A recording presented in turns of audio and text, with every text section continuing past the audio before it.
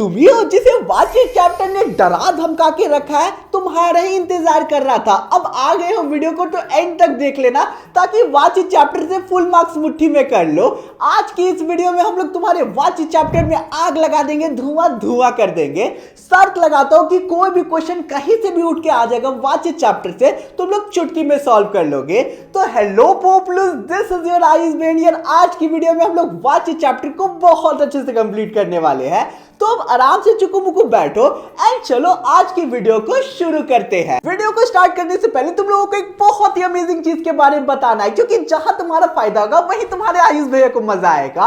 Unacademy ने एक बहुत ही रेयर ऑफर निकाला है, ₹1 में सब्सक्रिप्शन, सिर्फ ₹1 और तुम्हें मिलेगा 45 डेज का access, live classes, recorded lecture, practice question, test, सब कुछ अनलॉक। और सच बोलूं तो बोर्ड से पहले इतनी इफेक्टिव चीजों में नहीं मिल सकती है। कॉन्सेप्ट भी क्लियर होगा और अंदर से कॉन्फिडेंस भी आएगा। ये ऑफर 25 जैन से 28 जैन तक वैलिड है। मैं इसलिए शेयर कर रहा हूं क्योंकि इस टाइम पे राइट गाइडेंस अगर तुम्हें मिलता है कहीं से तो ये तुम्हारा स्ट्रेस कम करेगा, क्योंकि बोर्ड्स बहुत ज्यादा करीब है। केवल ₹1 में इससे अच्छी अपॉर्चुनिटी कभी नहीं मिल सकती है। लिंक डिस्क्रिप्शन में गिवन है और कमेंट एरिया में पिन है, जरूर ट्राई करना। ऑनेस्टली रिग्रेट नहीं होगा तुम्हें। तो अब चलो हम लोग चैप्टर को स्टार्ट करते हैं। तो देखो यार, हमारे जो वाक्य है ना उसके 3 प्रकार होते हैं। और एक और दूसरे वे में बताऊं तो हमारे वाक्य के 3 बेटे हैं। कौन कौन है 3 बेटे?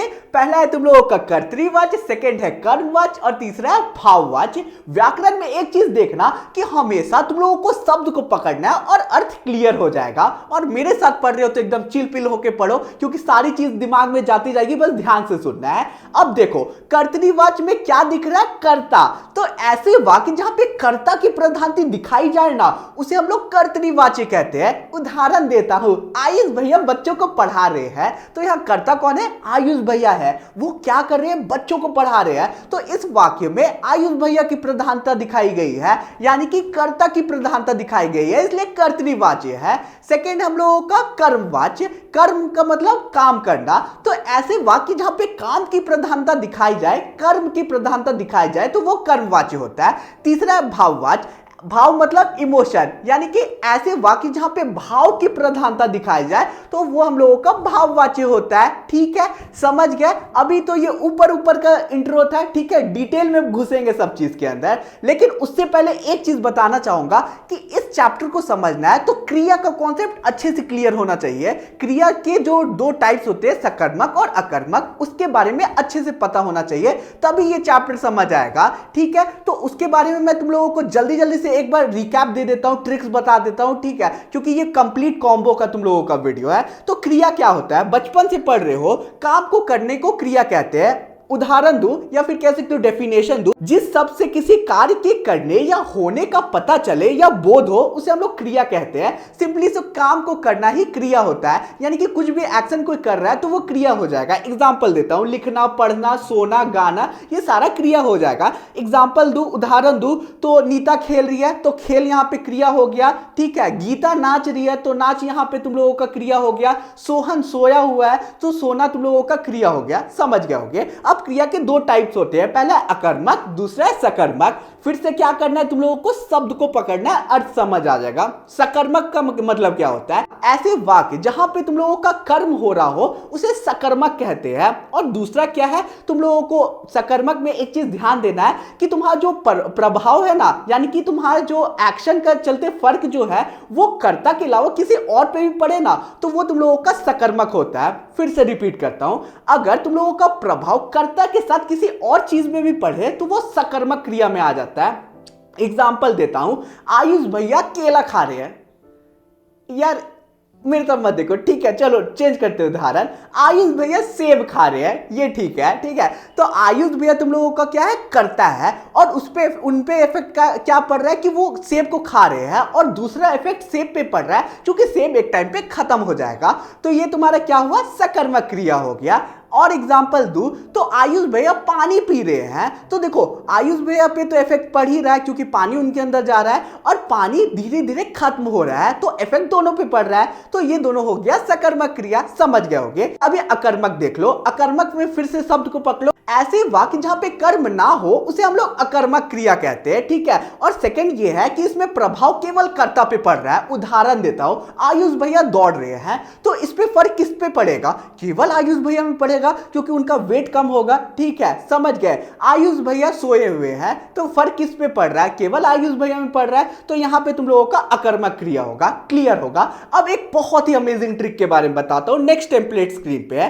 सिंपली से तुम्हें क्या करना जानते हो? क्रिया के आगे तुम लोगों को किसको और क्या लगा देना है, और अगर उत्तर मिल गया तो सकर्मक क्रिया, उत्तर नहीं मिला तो अकर्मक क्रिया। उदाहरण से एक्सप्लेन करता हूं, समझ आ जाएगा। पहला उदाहरण क्या है? वह किताब पढ़ता है, तो क्रिया छाट लो, पहला पढ़ता है। उससे पहले तुम लोगों को क्या लगाना है? किसको या क्या लगा के देखो। क्या पढ़ता है? उत्तर आया किताब पढ़ता है, तो तुम्हारा ये सकर्मक क्रिया हो गया। सेकंड क्या है तुम लोगों का? बच्चा सो रहा है, तो सो रहा है, ठीक है, क्रिया हम लोगों का सो रहा है। उससे पहले किसको और क्या लगाओ। किसको सो रहा है? उत्तर मिला नहीं मिला। क्या सो रहा है? उत्तर मिला नहीं मिला, तो ये अकर्मक क्रिया है। इजी पीजी है, समझ गए, ठीक है। नेक्स्ट उदाहरण पे चलते हैं। मां खाना बनाती है, तो बनाती है तुम लोगों का क्रिया हो गया। उससे पहले किसको और क्या लगाओ। क्या बनाती है? उत्तर मिला मिल गया, ये खाना बनाती है मां, तो तुम लोगों का ये सकर्मक क्रिया है। नेक्स्ट क्या? मैं दौड़ रहा हूं, क्रिया क्या है? दौड़ रहा हूं। उससे पहले किसको और क्या लगा लो। क्या दौड़ रहा है? उत्तर मिला नहीं मिला।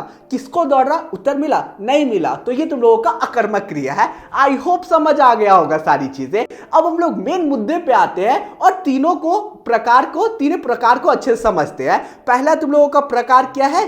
कर्तृवाच्य। तो अब चलो कर्तृवाच्य को अच्छे से समझते हैं। तो यार कर्तृवाच्य को स्टार्ट करते हैं, लेकिन उसका परिभाषा जानने का जरूरत नहीं है क्योंकि वो एग्जाम में कभी नहीं आता, और परिभाषा मैंने ऊपर से तुम लोगों को स्टार्टिंग में एक्सप्लेन कर दिया था, याद होगा तुम्हें। तो सबसे पहले जेनजी ट्रिक देख लेते हैं क्योंकि मैं भी एक जेनजी हूं, ठीक है। तो सबसे पहले तो तुम्हारा पॉइंट ये है कि तुम्हारा कर्तृवाच्य सकर्मक क्रिया और अकर्मक क्रिया दोनों होता है। तो इस पे तुम लोग जज नहीं कर सकते हो कि तुम्हारा वाक्य कर्तृवाच्य है कि नहीं, समझ गए। कर्तृवाच्य तुम्हारा सकर्मक अकर्मक दोनों हो सकता है।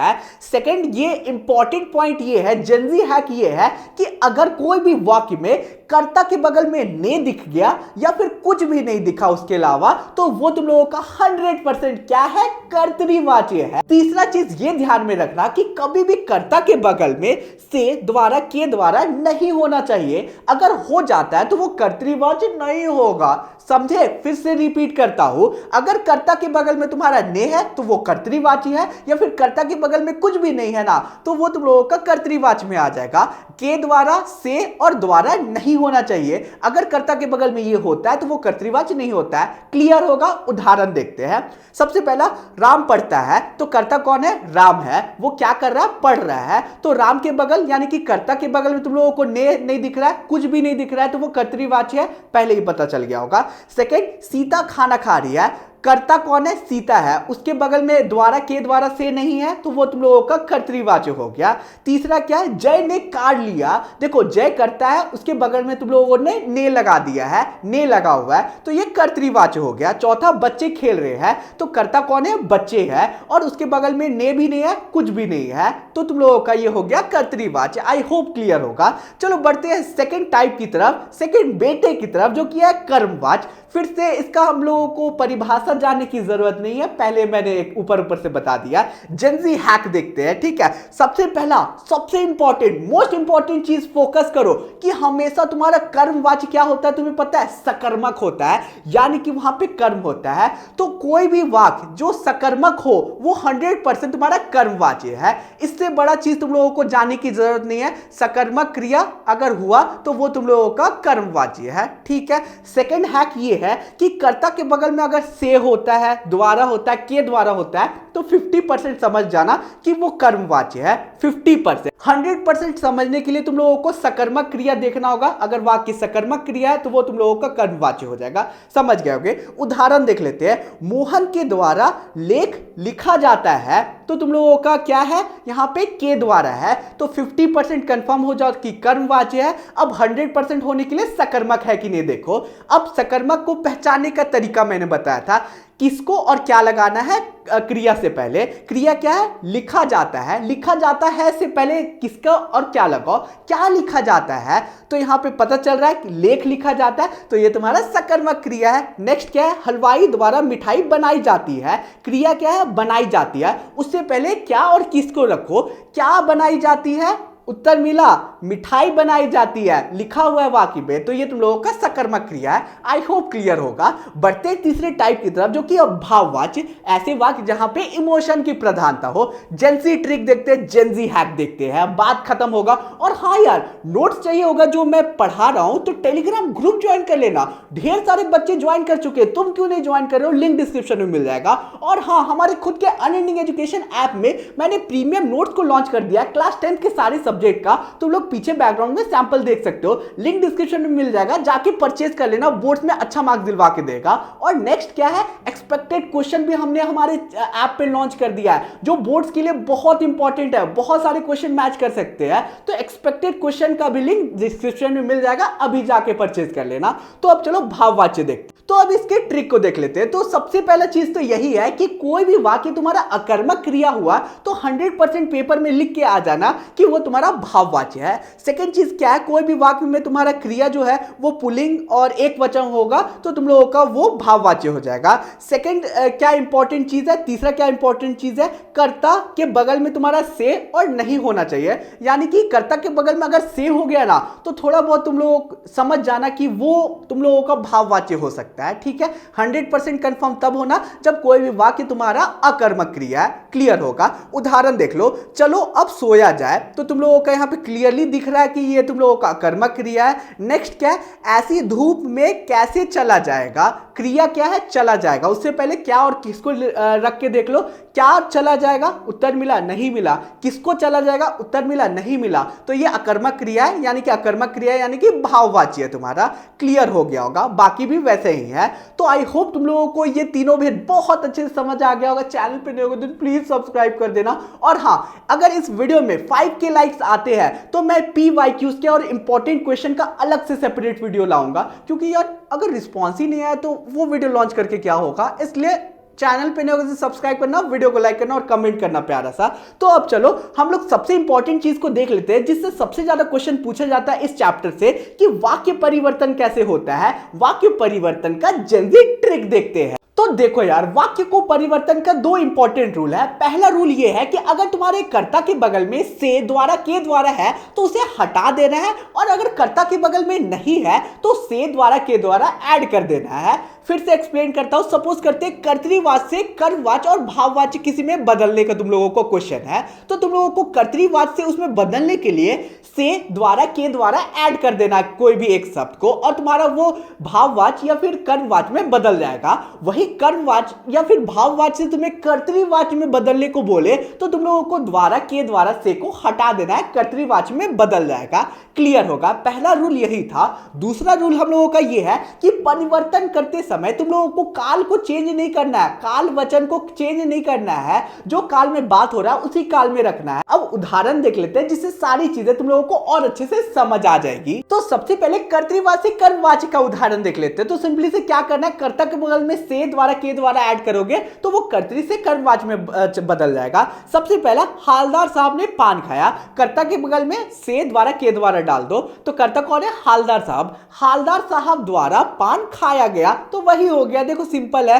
सेकंड क्या है, मरीज पानी नहीं पी सकता है, तो मरीज तुम लोगों का करता है, उसके बगल में तुम लोगों को से द्वारा के द्वारा डाल देना है। तो से डाल दोगे तो मरीज से पानी नहीं पिया गया, तो ये बदल गया तुम लोगों का कर्मवाच्य में। नेक्स्ट उदाहरण देख लेते हैं। दादाजी अखबार पढ़ते हैं, तो कर्ता कौन है, दादाजी है, तो उसके बगल में तुम लोगों को डाल देना है से द्वारा के द्वारा। तो यहां पे तुम्हारा दादाजी द्वारा अखबार पढ़ा जाता है। समझ गए होगे, इजी है। इस चीज में तुम बेस्ट कैसे हो सकते हो, ज्यादा से ज्यादा क्वेश्चन प्रैक्टिस करना होगा, तभी ये चीज में तुम लोग बेस्ट हो सकते हो और मार्क्स नहीं कटेगा। समझ गए होगे। अब हम लोग कर्तृवाच्य से भाववाच्य में कन्वर्ट करने का एग्जांपल देखते हैं। सबसे पहला है, यह तैराक तेज तैरता है, तो इसमें सिंपली से क्या करना है, द्वारा के द्वारा से डालना है। तो इस तैराक द्वारा तेज तैरा जाता है, तो ये तुम्हारा हो गया भाववाची में कन्वर्ट। नेक्स्ट क्या तुम्हारा, घायल व्यक्ति उठ नहीं सका, तो घायल व्यक्ति से उठा नहीं जाता है, तो ये भी कन्वर्ट हो गया तुम्हारा भाववाची में। नेक्स्ट क्या है, मैं प्रतिदिन नहाता हूं, मेरे द्वारा प्रतिदिन नहाया जाता है, तो ये तुम लोगों का हो जाएगा भाववाची में कन्वर्ट। समझ गए होगे। नेक्स्ट उदाहरण देखते हैं कर्मवाची से कर्तृवाची में बदलने का उदाहरण।